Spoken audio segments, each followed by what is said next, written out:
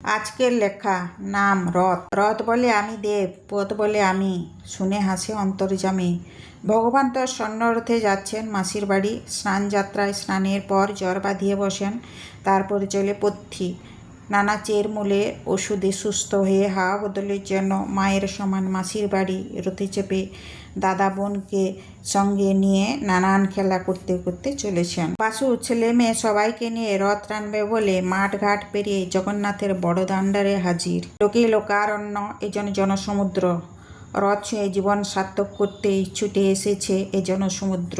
বাসু শক্ত করে ছেলে মেয়েদের হাত ধরে রাখে যাতে হারিয়ে নিয়ে যায়। কে কখন কাকে মারিয়ে চলে যাবে বলা যায় না। রথ গড়তে লাগলো। রথের রশি ধরে টান দিল বাসু, বলল জয় জগন্নাথ। ছেলে মেয়েগুলো ছিটকে পড়ল। রাসু টাল সামলে উঠে দাঁড়ালো, ছেলে মেয়েগুলোকে খুঁজতে লাগলো। নাম ধরে চিৎকার করে ডাকলো।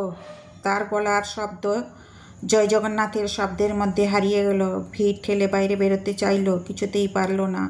বাসু আবার জোর গলায় বলল, হে প্রভু, তোমার রথ দেখবো বলে ছেলে মেয়েগুলোকে এনেছিলাম, তুমি তাদের রক্ষা করো। ভিড়ের ভেতরে কে যেন পড়ে গেছে, লোকে তাকে মারিয়ে যাচ্ছে।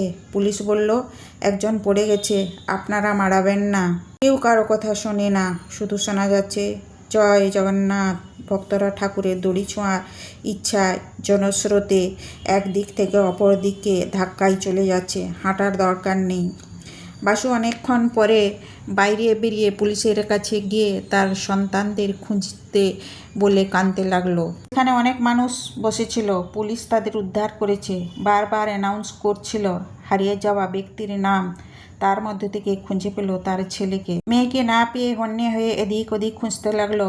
পরের দিন সকালে পুলিশ খুঁজে দিল মেয়েকে। ভয় পেয়ে জড়োছড়ো হয়ে আছে, বলল বাবা বাড়ি যাই চলো। বললে এলাম তাকে দেখতে, আর উনি দিলেন আমাকে হারিয়ে। আমি ভয়ে কাঁদছিলাম, আর কখনো রথের মেলায় আসবো না, এই কান মুলছি, আর কখনো নয়। পাশে দুজন স্বামী স্ত্রী কাঁদছিল, তাদের কোলে তাদের মৃত সন্তান। ভিড়ের মধ্যে ঠেলাঠেলিতে বাচ্চাটা রথের তলায় চলে যায়। রথ গড়গড়িয়ে ছেলেটাকে মারিয়ে চলে যায়। তারপর অগণিত ভক্তের পায়ের চাপে প্রাণ বেরিয়ে যায়। পুলিশ মৃতদেহটা তার বাবা মাকে দেয়। ওরা বলতে লাগলো, তোমার রথের মেলায় তোমাকে দেখবো বলে এসেছিলাম, ভেবেছিলাম তোমাকে দেখে এ মানব জীবনের পাপ দূর করব। তুমি রাজাধিরাজ, তোমার কেমন বিচার? তোমার দরবারে আমার সন্তানের মৃতদেহ, কেন তুমি এমনটা করলে? তুমি তো সবার মনে বাস করো, তবে আমার মনের কথা বুঝতে পারলে না? আর কোনোদিনই তোমার পথে আসবো না। তোমার রাজপথে আজ আমরা আঁচল ফেলে দাঁড়িয়ে আছি, সন্তানহারা বাবা মা। এত ভক্তের মধ্যে আমাদের আকুল মিনতি তোমার কাছে পৌঁছবি কি? লোকে বলে তুমি অন্তর্যামী, তুমি আমাদের অন্তরের কথা শুনতে পাও না? আমাদের প্রাণ রেখে কি হবে? তুমি নিয়ে নাও আমাদেরও। এই বিশ্বে যা কিছু আছে সবই তো তোমার, তবু কেন আমাদের কোল খালি করলে? তোমার জন্যে হাজার হাজার মানুষের পেট ভরে কেউ ভুক্ত ফেরেনি। তোমার অন্ন যে চেয়েছে সে পেয়েছে, আমরা শুধু তোমার রাজাধিরাজ রূপ দেখব, প্রসাদ পাবার আশায় এসেছিলাম। এ আমাদের কি সর্বনাশ হলো! আর ভক্তের অভাব নেই, অগণিত ভক্ত, আমাদের সেই একটিমাত্র সন্তান। তাকে হারিয়ে আমাদের বুক সন্তান স্নেহে হাহাকার করছে। আর মন্দিরে রত্নবেদিতে দাদা বোনের সঙ্গে সুখে থাকো। আমরা আমাদের সন্তান হারিয়ে কেমন করে বাঁচব? বাসু ফিরে গেল তার গাঁয়ে। তারপর আর রথের মেলায় তার মেয়ে কোনোদিন যায়নি। রাসু ছেলে বড় হয়েছে, মেয়েও কিছু বলতে পারেনি হারিয়ে যাবার কথা। এরপর ভয় করে আর কখনো রথের মেলায় যায়নি। সে স্মৃতি আজও জল করে তার মনে। রাসু স্ত্রীকে বললে, উল্টো রথে আমরা দোকান দেব, তাল পাতার পুতুল, বাঁশি এইসবের। মেয়ে বলল, আমি যাব না। ছেলে বললে, তুই না যা, আমরা রথও দেখব, দোকানও বেচব। উল্টো রথ কি বাবা?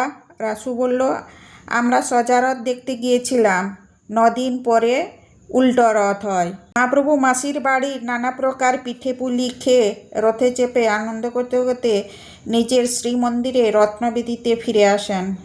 তারপর মাসির আদরের নানা খাবার খেয়ে শয়ন একাদশীতে 4 মাসের জন্য শুয়ে পড়েন। বলল, 4 মাস? মন্দিরে তখন পুজো হয় না? বাসু বললে, পুজো হয় অন্ন বিগ্রহে, নিদ্রাকালীন 4 মাসে কোনো শুভ কাজ হয় না। সে বললে, কেন? বাসু হেসে বললে, বারে ঠাকুর ঘুমোলে কাকে সাক্ষী রেখে শুভ কাজ হবে? মেয়ে বলল, তারপর? বাসু আবার বললে, যখন পার্শ্ব একাদশী আসে ওই দিনে প্রভু পার্শ্ব ফিরে শোয়েন।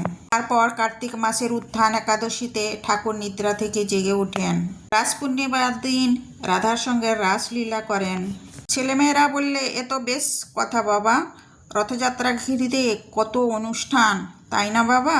জগন্নাথ হচ্ছেন জগতের নাথ, জগতের স্বামী, রাজা, আমরা সব প্রজা। প্রভু তার আশীর্বাদের হাত আমাদের উপর রেখেছেন। কেমন বড় বড় চোখ করে চেয়ে থাকেন, দেখলে মনে হয় তিনি আমাদের দেখে খুশি হয়েছেন।